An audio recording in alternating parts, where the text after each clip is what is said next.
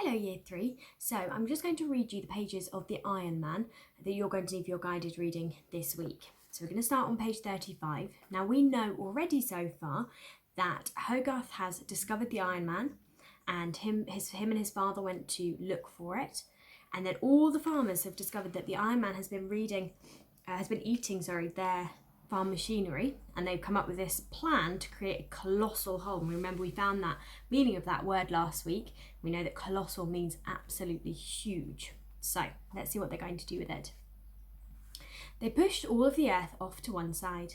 They covered the hole with branches, and the branches they covered with straw, and the straw with soil. So when they finished the hole, it looked like a freshly ploughed field. Now, on the side of the hole opposite the slope up to the top of the cliff, they put an old rusty lorry. That was the bait.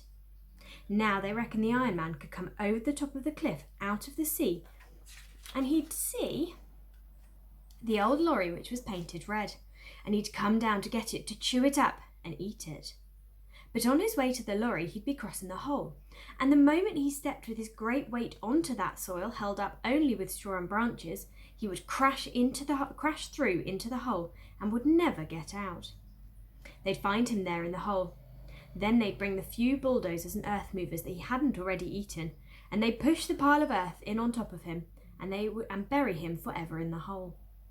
They were certain now that they'd get him. Next morning, in great excitement, all the farmers gathered together to go along to examine their trap. They came carefully closer, expecting to see his hands tearing at the edge of the pit. They came carefully closer. The red lorry stood just as they had left it. The soil lay just as they had left it, undisturbed. Everything was just as they had left it. The Iron Man had not come. Nor did he come that day. Next morning all the farmers came again. Still, everything lay just as they had left it. And so it went on day after day. Still, the Iron Man never came. Now the farmers began to wonder if he would ever come again. They began to wonder if he had ever come at all. They began to make up explanations of what had happened to their machinery.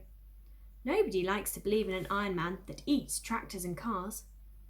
Soon the farmer who owned the red lorry they were using as bait decided that he needed it, and he took it away.